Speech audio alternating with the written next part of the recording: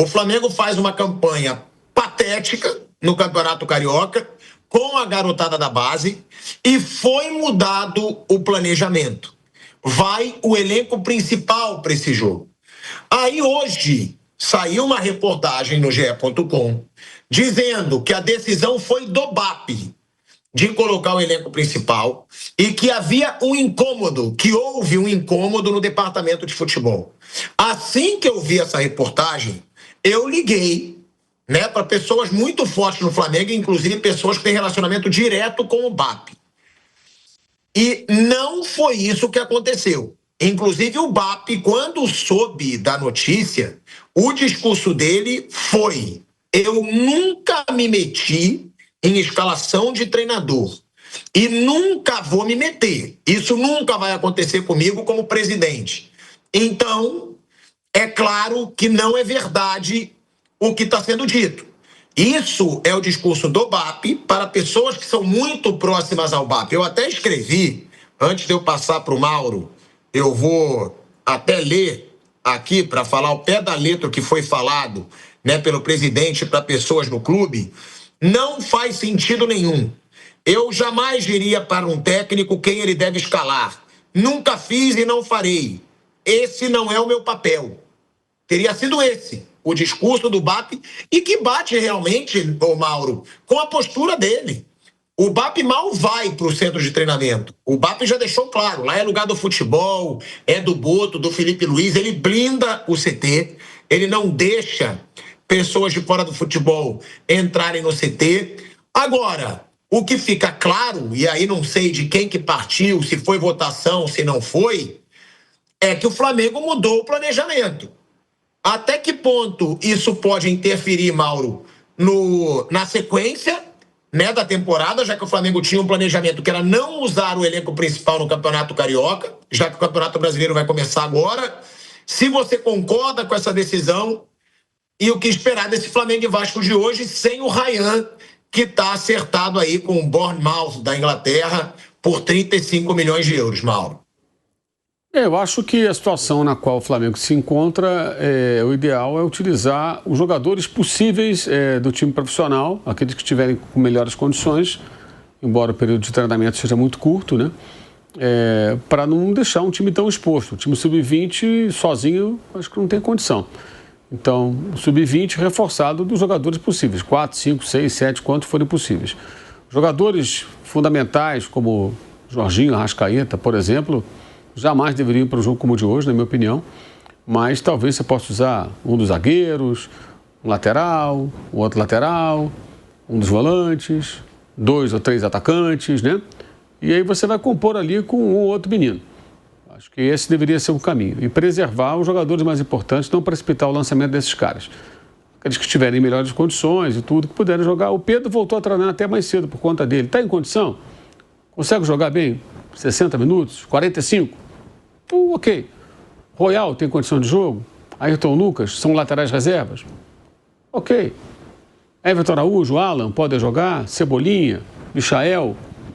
Acho que é isso, analisar cada caso. Agora, alguns jogadores eu nem pensaria em colocar nesse jogo, mas nem pensar. Jorginho e Arrascaeta, por exemplo, um por ser um veterano, um jogador fundamental, o outro até pelo histórico, não só pela qualidade e importância dele, pelo histórico dele de lesões que já teve, que conseguiu até minimizar no ano passado, não sofreu tanto com isso, pelo contrário.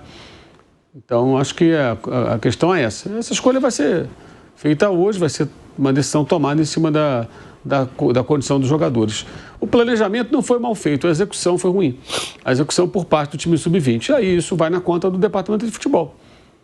E se o BAP foi numa reunião, obviamente não foi lá para falar sobre a série que ele está vendo, desejar feliz ano novo, né? Isso já passou. Ele foi lá para conversar e colocar claramente para o departamento de futebol. Gente, vocês fizeram o planejamento, a situação agora está complicada, tem que encontrar uma solução. Porque não dá para... É muito simplista pensar, abandona o Carioca assim, vai disputar o torneio da morte. E aí você é obrigado a colocar os jogadores, tem que evitar o torneio da morte. Se não tiver jeito, vai ter que jogar. Mas tem que fazer algum esforço para evitar, porque senão são mais 6 jogos. Você sai do Carioca e joga 6 partidas. Obrigatoriamente. Mas se fizer 2, 3 jogos vencendo, já escapa do risco do rebaixamento. Sim, mas vai ter que fazer no mínimo 2, 3 jogos. E esses jogos vão ser em meio aos jogos do Brasileiro. Põe um time reserva. Os reservas têm que ser preparados para o jogo do time principal, vão para o banco, alguns eventualmente terão que ser escalados por uma razão ou por outra. Atrapalharia muito. Tem que tentar chegar em quarto lugar. Tentar ganhar um dos clássicos e empatar o outro, ganhar do Sampaio Corrêa. Fazer 7 pontos. Ou empatar os 2 clássicos, ganhar do Sampaio Corrêa, fazer 5 pontos com 1, 6. De repente, com isso, consegue se classificar. Em quarto, pelo menos. E tem que tentar. Então, o planejamento foi correto. A execução foi ruim, porque o time sub-20 não funcionou. E aí vai na conta do departamento de futebol. Porque é o time sub-20 jogando pelo profissional. Ali é o time sub-20 representando o time profissional, sob a coordenação do Boto e até do Felipe Luiz, na minha visão. Acho que o Felipe Luiz tem que estar envolvido de alguma maneira. Não adianta botar só o Bruno Pivetti. O Bruno Pivetti tem que ser cobrado, só ele, quando for torneio de sub-20, jogando contra adversários dessa faixa etária, e não contra adultos, né? Garoto de 18, 17 anos jogando contra adulto. Quantos anos tem o Wellington Silva do Volta Redonda, que jogou semana passada? Vou até pesquisar aqui. Quando ele saiu do Flamengo Fluminense, ainda tinha lá o Unimed, tem tempo pra caramba. O Volta Redonda, por exemplo, que o Flamengo perdeu no final de semana, é um time que há poucas semanas ele foi rebaixado, mas estava na Série B. Jogando, por exemplo, contra o Red Bull. O Red Bull, não. Contra o Novo Horizontino, que ontem goleou o Palmeiras. Tá com 37 anos. Faz 38 em março. Você vê, 38 em março. Esse cara já era jogador profissional e tinha um jogador do Flamengo que estava nascendo. Era bebê, nem tinha nascido. O Ryan, como é que é? O Volta Redonda moda, não vamos esquecer, estava jogando a Série B do Brasileiro, caiu para C. Caiu para C agora, é o que eu estou dizendo. Jogou contra os 4 que subiram, o Remo, o Atlético, o Chapecoense, e de volta. O Coritiba, e de volta. Jogou contra esse Novo Horizontino que ontem goleou o Palmeiras. Esse time estava enfrentando essas equipes. Aí vai botar contra o time de garotos, cara. Tem que ser uma preparação muito específica e não foi, a coisa não funcionou. E aí a culpa não é só do Pivetti, de todo mundo, do departamento de futebol.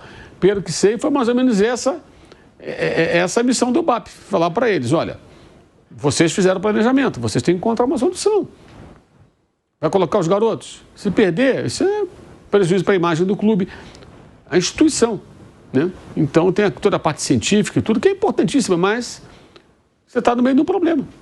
Se o time sub-20 tivesse feito, pelo menos, sei lá, ganhasse da Portuguesa, empatasse com o Bangu e perdesse Volta Redonda, teria 4 pontos. Estaria na liderança. Olha só. E teve chance de ganhar da Portuguesa. O Wallace Ian, que foi vendido ao Red Bull Bragantino, perdeu 2 gols incríveis no primeiro tempo, contra o Bangu, falhas imperdoáveis na primeira etapa, de bolas perdidas, assim, erros crassos, geraram os gols do Bangu. Enfim, dava para conseguir coisa melhor. Então, o planejamento, ok. Execução ruim. Se a execução fosse boa, esse time teria pontuado. Não estaríamos falando sobre isso. Eu concordo muito com o Mauro desse negócio de não botar jogador importante, gente. Eu não botaria nenhum, tá? Eu vou até mais além do que o Mauro. Nem veria condição física. Eu botaria todos aqueles que são reservaços, tirando na zaga, né? Que a zaga do Flamengo bota o Vitão ali, né? Que é um jogador novo, mantém Léo Pereira fora, Léo Ortiz fora, Danilo fora, bota Vitão e mais um, botaria o Emerson Royal, né? Não botaria o Varela, não botaria o Alexandro, de jeito nenhum, que é um jogador que é poupado muitas vezes até nas principais competições. Então, é aquilo, aí bota o Alan para jogar, não bota Pulgar, não bota Jorginho, bota o Michael, que já está praticamente negociado, né, para jogar, porque é jogador profissional também.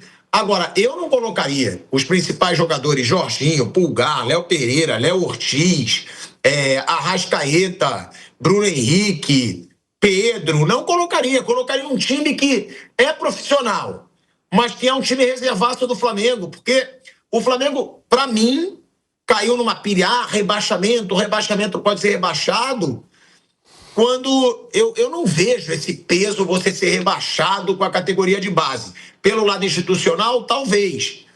E você, Vamp, o que você acha? É uma decisão certa do Flamengo? E outra, o Ryan do Vasco está negociado com o Bournemouth da Inglaterra, o Vamp. Fez certo o garoto de ir para o exterior, mesmo para um clube sem muita dimensão? 35 milhões de euros. Em relação a... vou concluir logo com o Ryan, né? Em relação a isso, a família dele, ele estava vendo hoje pela manhã, é muito ligado ao Vasco, ele já poderia ter até que nem o Neymar fez, se ele não quisesse assinar, ele estaria liberado, seria tudo dele, né? Aí deu a porcentagem pro Vasco, ficou com a dele, com a família dele, né? É o que tem, o Vasco precisa de dinheiro, né? E eu acho um jogador muito promissor mesmo, gosto dele, forte, chuta bem, né? E ele vai para um clube ali que, dali, se ele jogar bem, logo tá numa equipe maior. Em relação ao time do Flamengo, que está jogando sub-20, que o Flamengo não veio nem para a Copa São Paulo esse ano, é não queimar os caras, pô. É não queimar os atletas. Esse time aí é bicampeão do mundo sub-20. Né? Mas aí eu te falo, você vai enfrentar alguns jogadores já rodados, né? Porte físico, tudo, há uma diferença. Isso na base. Quando você está no sub-20, por exemplo, há jogadores que é sub-15 contra sub-15. Aí você joga sub-15 contra sub-15. Daqui a pouco você vai do infantil para o juvenil, que é 16 e 17. Aí você joga ali, 16 contra 17. Aí daqui a pouco você vai para os juniores, aí é 18, 19 e 20 anos. Quando você faz história dos 20 anos, aí você vai jogar contra jogadores de 22 anos, de 30 anos, de 35 anos, de 27 anos, de 28 anos, de 29 anos. Já é diferente, já não tem mais aquele confronto de idade. Aí quando você chega lá, a gente fala, chega no profissional, né? Hoje não precisa chegar no profissional, que com 17 anos você já é atleta profissional. Você pega esse time do Flamengo aí, todo mundo deve ter contrato de profissional. Mas a idade é diferente. A idade é diferente.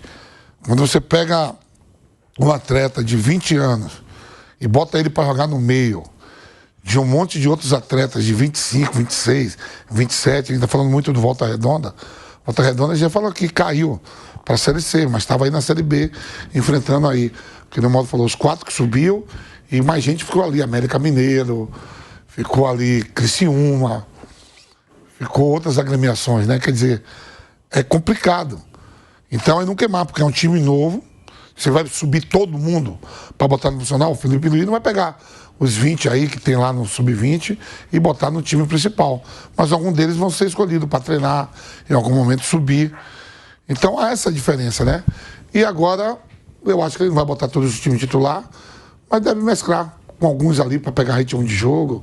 O Campeonato Brasileiro começa já daqui a 10 dias, né? 9 dias. Então alguém para se condicionar melhor. E não vejo esse alarme todo, não. No Rio de Janeiro, o Campeonato Carioca é como se fosse o Campeonato Brasileiro. Por exemplo, assim, no Campeonato Brasileiro, tem gente que não faz questão nem de ir para Libertadores, Sul-Americana. Você termina em 15º, tem vaga para Sul-Americano. Você termina em 9º, você tem pré-Libertadores. O Campeonato Carioca, para cair, é uma luta. Só cai um e dentro desse próprio ano você volta. Coisa que o Bangu... O Bangu caiu na temporada passada e voltou. No mesmo ano. E ainda tem isso. Pro lugar do Bangu. Pro lugar do Bangu. Maravilhoso isso. Bangu rebaixado. Aí Bangu volta no lugar do Bangu. Quem caiu foi o Bangu, mas quem subiu o Bangu? Pô, nessa estadual é uma avacalhação. Não vamos falar sério. Quem caiu? Quem caiu foi o Bangu. Meu Deus do céu. Eu sei Portugal. Quem caiu foi o Bangu. Exato. Quem caiu foi o Bangu. Quem subiu? Foi o Bangu. O Bangu. Só que, Mauro, só que eu falo assim, tem um negócio muito interessante, né, que a gente fala assim, Interol, o escudo do clube, né? Vamos supor que o Flamengo ele não é um time só do Brasil, né? O Flamengo conhecido, tava jogando aí, todo mundo viu, Mundial de Clubes, perdeu ali a final pro Paris Saint-Germain nos pênaltis, né? Aí o cara acompanha o Flamengo, Mauro, o cara era assim, o cara tá na Austrália, ou o cara tá na África. Aí acompanha o Flamengo e sabe o que é aquele escudo. Ele fala assim, pô, esse time foi campeão brasileiro da Libertadores e fez um Mundial, final do Mundial contra o Paris Saint-Germain. Aí ele pega a tabela do Carioca e fala, peraí, como é que esses caras estavam no Campeonato Brasileiro, foram campeão da Libertadores e estavam jogando o Mundial contra o Paris Saint-Germain e o escudo tá lá? Aí o cara tem que explicar para eles que os jogadores voltam de férias em menos de um mês. Que aqui tem o estadual. Que tem o estadual, exato. É uma coisa única, né? Só o Brasil tem. Não tem isso, tipo. Mas eu acho que ele vai mesclar agora, né? É o quê, Vânia? Eu acho que ele vai mesclar, porque eu tava vendo no final de semana os estaduais, Náutico goleia o Sport, 4-0. O Sport com o time sub-20 também. O Flamengo tem o Vasco em casa agora, né? O Vasco no Maracanã. Tem Fluminense fora, mas também no Maracanã, pelo Carioca. Os próximos jogos aí no Flamengo. Aí depois tem São Paulo fora pelo Brasileirão, tá? O Flamengo vai jogar contra o São Paulo no Morumbi, é a estreia do Flamengo no Brasileiro, e depois a final da Supercopa contra o Corinthians em Brasília. Então aí, ó.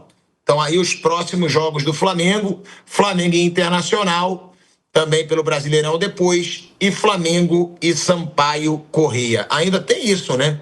Tem um Flamengo que tem ainda a final da Supercopa.